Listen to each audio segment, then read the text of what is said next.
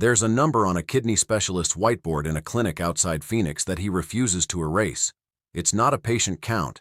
It's not a lab result. It's the percentage of his dialysis patients over 65 who, when asked what vegetables they ate in the 5 years before their kidneys failed, gave him the exact same answer. 78%.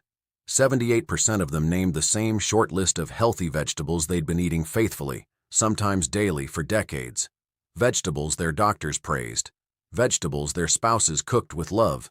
Vegetables that, in the wrong combination at the wrong age, were quietly strangling the two organs sitting just above their lower back. This is not a story about junk food. This is not a story about salt. Every senior watching this already knows that story. This is the story underneath that story. The one nobody told your parents. The one your cardiologist never mentioned because kidneys aren't his department. The one your nephrologist assumed you already understood because surely someone must have warned you by now. Nobody warned you. And by the time most people learn what you're about to learn, they've already lost between 30 and 60% of their kidney function, silently, painlessly, and permanently. Because here's the cruelty of kidney disease in older adults. It doesn't hurt. It doesn't announce itself. It doesn't show up on a basic blood panel until the damage is already deep. By the time you feel it, the conversation isn't about prevention anymore. It's about machines, schedules, and how many years you have left before the schedule becomes your entire life. So before we go further, I need you to understand something. The vegetables we're about to talk about are not poisons. They're not villains. Most of them are, for most people, genuinely good. But somewhere around the age of 60, the body crosses a threshold most doctors never explain. Kidney filtration begins to drop on average about 1% per year after 40. By 70, you may be operating with the filtering capacity of a much younger person under heavy strain. And the vegetables that helped you at 30 can quietly hurt you at 70. Not because they changed, but because you did. That single shift, that quiet metabolic reversal, is the secret nobody tells seniors. And it's the reason kidney specialists keep meeting patients who say the same heartbreaking sentence in the exam room. But I was eating healthy. Let's start with the first one, the one that lives in nearly every senior's refrigerator, the one praised on every morning show, every health blog, every grocery store end cap for the last 15 years. Spinach. Specifically, raw spinach. The kind tossed into smoothies, layered into salads, blended into green drinks, sold as longevity in a glass. Spinach is extraordinary. It's also one of the highest natural sources of something called oxalate. And oxalate, when filtered through aging kidneys in large repeated doses, binds with calcium and forms tiny jagged crystals, the building blocks of kidney stones, and worse, the silent contributor to a condition called oxalate nephropathy, where those crystals embed themselves directly into kidney tissue and cause damage that doesn't reverse. Younger kidneys flush oxalate efficiently. Older kidneys don't. A bowl of raw spinach that gave you energy at 45 may be depositing microscopic crystal damage at 70. And the people most at risk are the ones doing what they were told was healthy. Green smoothie every morning, spinach salad every lunch, kale chips in the afternoon. The dose makes the damage, and nobody warned them about the dose. But here's where it gets stranger. Cooking spinach changes the equation almost entirely. Boiled spinach, with the water poured off, loses up to half its oxalate content. The same vegetable, prepared a different way, becomes a different food. Your grandmother knew this. She didn't know the chemistry, but she knew you cooked your greens. Somewhere between her generation and yours, the message flipped. Raw became virtuous. Cooked became destroying nutrients. And the kidneys of an entire generation of health-conscious seniors are paying the bill. Now keep that idea in your mind. The vegetable isn't the enemy. The preparation is. Because you're going to see this pattern again and again. The second one will surprise you more because it's been marketed as the cleanest, purest, most innocent vegetable in the produce aisle. Beets, beet juice, beet powder, beet gummies, beet everything. Beets are genuinely powerful. They boost nitric oxide, support blood pressure, improve circulation. For a healthy adult, they're close to a miracle vegetable. But beets are also one of the highest oxalate foods on Earth, denser even than spinach in some measurements. And the beet juice trend that swept through senior wellness communities over the last decade has quietly become one of the most concerning patterns nephrologists are seeing in their offices. Concentrated beet juice delivers, in a single small glass, the oxalate load of an enormous serving of whole beets. The kidney doesn't know it's drinking something marketed as healthy. It just sees the chemistry. And in seniors with even mildly reduced kidney function, which describes the majority of people over 70, that chemistry accumulates. The stones come first, then the scarring, then the slow, invisible loss of filtration that no one will catch until the annual blood panel shows a creatinine number that makes your doctor's expression change. You'll notice he doesn't say, "Stop the beet juice." He says, "We should run more tests," because most general practitioners are not trained to ask about your supplement habits. They're trained to treat what the numbers show, not investigate what put the numbers there. And here is the second-order insight no one in mainstream health media is willing to say out loud. The superfood movement was designed for young, metabolically robust bodies. It was never calibrated for the aging kidney. The dosing, the frequency, the concentrated forms, all of it assumes a filtration system operating at full capacity. When you take that protocol and apply it to a 72-year-old body, you are not following health advice. You are running an experiment on yourself, with no control group, and with your kidneys as the data. Take a breath. We're not even halfway. The third one is going to make some of you genuinely uncomfortable, because it has been the cornerstone of every heart-healthy senior diet for 30 years. Swiss chard, and its cousins, rainbow chard. Collard greens prepared in certain ways, the dark, leafy, mineral-rich vegetables that doctors have been telling seniors to eat more of since the 1990s. They are nutrient-dense. They are also potassium bombs. And here is where the story takes a turn most seniors never see coming. Because for years you were told potassium is your friend. Potassium lowers blood pressure. Potassium protects the heart. Potassium balances sodium. All true, all accurate, for someone with healthy kidneys.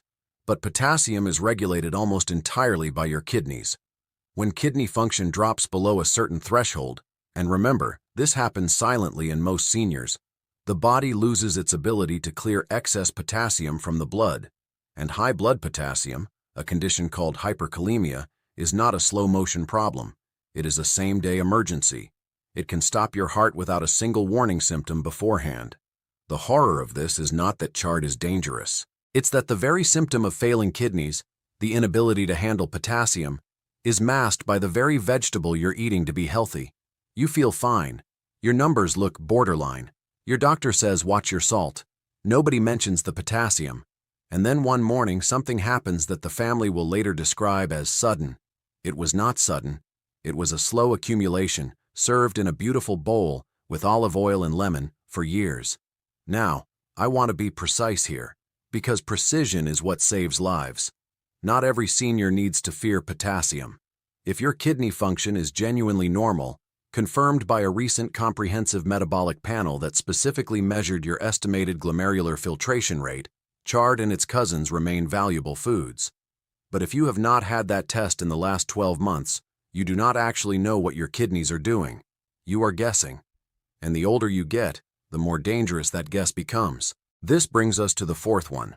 And this one is going to feel like a betrayal, because it has been weaponized by an entire industry as the symbol of healthy eating. Avocado. Specifically, avocado consumed daily, sometimes multiple times a day, in the way that became fashionable over the last decade. Avocado on toast, avocado in smoothies, avocado replacing butter, mayonnaise, oil, sour cream. Avocado treated as if it were a vegetable without consequences. Avocado is, ounce for ounce, one of the highest potassium foods in the average American kitchen. A single medium avocado can deliver more potassium than a banana, sometimes nearly double. For a senior with declining kidney function who has been told eat more healthy fats, eat more avocado, the daily avocado habit is not a wellness ritual. It is a slow potassium drip. And again, the kidneys give no warning. The heart gives no warning. Until it does. And the cruelest layer of this entire story is that the seniors most at risk are precisely the ones trying hardest. The ones reading the magazines, the ones following the influencers, the ones who replaced their old habits with what they were told were better ones, the ones who, when their daughter asks how they're eating, can proudly list every superfood in the kitchen. They are not lazy, they are not careless, they are misinformed by an industry that does not segment its advice by age, by kidney status, by the specific physiology of a body in its 7th or 8th decade. A nutritional message designed for a 35-year-old triathlete is delivered, unchanged, to a 78-year-old retiree with stage 2 kidney disease he doesn't even know he has. That is not health advice. That is malpractice by omission. Let's keep going, because the next one is the one that almost no one talks about, and it sits in nearly every senior pantry in America. Tomatoes, specifically the concentrated forms, tomato paste, tomato sauce, sun-dried tomatoes, tomato juice. Fresh tomatoes in moderation are not the problem. The problem is what happens when you reduce them, concentrate them, cook them down into the sauces and pastes that form the backbone of so many Mediterranean senior diets. Another diet, by the way, that was studied primarily in younger populations and then marketed to everyone. Concentrated tomato products are extraordinarily high in potassium. A half cup of tomato sauce can carry the potassium of a large banana. A tablespoon of tomato paste can carry more. And seniors who switch to heart-healthy Mediterranean cooking in their 60s often quadrupled their concentrated tomato intake without ever knowing it. Pasta sauce 3 nights a week, soup with tomato base, stewed tomatoes as a vegetable side, layered, accumulated, invisible. And tomatoes carry a second problem that most people never hear about. They are also high in something called inorganic phosphates, especially in canned and processed forms. Phosphate is the next great silent killer for aging kidneys. When the kidneys lose the ability to clear phosphate, calcium gets pulled from the bones to balance it. Bones weaken, arteries calcify. The body, in trying to protect itself, begins to dismantle itself. Falls happen, hips break, and the chain of events that ends a senior's independence often began, years earlier, with a kitchen full of perfectly innocent-looking jars and cans. You are starting to see the pattern now, aren't you? The vegetable itself is rarely the villain. The form is. The frequency is. The age of the body filtering it is. And here is where I have to tell you the thing that nephrologists discuss among themselves, but rarely tell patients directly, because they don't want to cause panic. Most of the kidney damage they treat in seniors is not caused by one thing. It is caused by the stack. Spinach plus beet juice plus chard plus avocado plus tomato sauce plus a potassium, sparing blood pressure medication, plus an unknown stage of chronic kidney disease that no one has measured in 3 years. Any one of these alone is not catastrophic. The stack is. And the stack is exactly what the modern healthy senior diet has become. Now let's talk about the 6th one, because this one breaks hearts. Potatoes. Specifically, the way potatoes are prepared in most senior households: boiled and served whole, baked with the skin on, mashed with the cooking water reused for gravy. Potatoes are not by themselves a kidney villain. They are one of the most nourishing foods on the planet. But they are also one of the highest potassium vegetables in everyday cooking, and the way most seniors prepare them locks that potassium in. There is a technique, known to renal dietitians for 50 years, called double boiling. You peel the potato. You cut it into small cubes. You soak it in water for at least 2 hours. Then you boil it. Then you drain the water. Then you boil it again in fresh water. This process can remove up to 75% of the potassium. Your grandmother in her village may have done some version of this without knowing why. Modern convenience cooking erased that knowledge in a single generation. Microwaving a whole potato in its skin, the way nearly every senior in America does, preserves nearly 100% of its potassium. For a healthy 30-year-old, that's a benefit. For a 75-year-old with quietly compromised kidneys and a blood pressure medication that already prevents potassium excretion, that same potato, eaten 3 times a week, can be the invisible weight tipping the scale toward a cardiac event nobody saw coming. And no one will ever connect the potato to the event. The death certificate will say, heart failure. The chart will say, cardiac arrhythmia. The family will say, he was doing everything right. He was. According to the rules he was given. The rules were wrong for his age. Now I want to slow down for a moment because I can hear what some of you are thinking. You are thinking, am I supposed to stop eating vegetables? Am I supposed to live on white bread and chicken? Is everything I was told a lie? No. And this is the part that the doom-scrolling health content online will never tell you, because nuance doesn't get clicks. The truth is more useful than that, and more hopeful. The aging kidney does not need fewer vegetables. It needs different vegetables, prepared with awareness, in rotations that don't stack the same chemical load day after day. Cauliflower in most preparations is gentle on aging kidneys. Cabbage, especially cooked, is gentle. Green beans, properly prepared, are gentle. Bell peppers, cucumbers, lettuce in moderation, zucchini, summer squash, all of these provide nutrition without the relentless potassium and oxalate hammering that the trendy superfoods deliver. The shift is not from healthy to unhealthy. The shift is from young body advice to aging body wisdom. And that wisdom existed, by the way. Your great-grandmother had it. It lived in the recipes that boiled, soaked, drained, rotated, varied. It lived in the seasonal eating that prevented you from consuming the same nutrient profile 52 weeks a year. It lived in portion sizes that respected the body, not Instagram. We didn't lose this knowledge because it stopped being true. We lost it because it stopped being profitable. There is no influencer empire built on boiled cabbage. There is no supplement industry built on rotating your greens. There is no morning show segment in saying, eat less of the thing we told you to eat more of last decade. So the knowledge disappeared, and the kidneys of an entire generation are now paying the tuition for a lesson nobody taught them. Here is what you can do, starting tonight, not tomorrow. Tonight. First, if you have not had a comprehensive metabolic panel in the last 12 months, one that specifically includes your estimated glomerular filtration rate and your serum potassium, call your doctor in the morning and ask for one. Not a basic blood draw. A full panel. If your doctor resists, find one who doesn't. This single test, costing almost nothing, is the difference between knowing and guessing. And at your age, guessing is the gamble that ends families. Second, look at your last week of eating. Be honest. Count the spinach smoothies, the beet juices, the avocado halves, the tomato sauces, the daily salads of dark leafy greens, not to feel guilty, to see the stack, because once you see the stack, you can begin to unstack it. Rotate, vary, cook, drain, soak. Cycle through different vegetables across the week instead of pounding the same 3 every day. Third, and this is the one almost no one will say, stop trusting any health advice that does not specify an age range. If an article, a video, a doctor, an influencer, or a product gives you nutritional guidance without asking how old you are and what your kidney function is, that guidance was not written for you. It was written for a body that no longer matches yours. Treat it accordingly. The body at 70 is not a worse version of the body at 30. It is a different machine. It deserves a different manual. And the people who refuse to write that manual, because it doesn't sell, because it doesn't trend, because it doesn't fit on a thumbnail, are the same people who will be unavailable when the consequences arrive. There is a man I want to tell you about briefly before we finish. He was 74.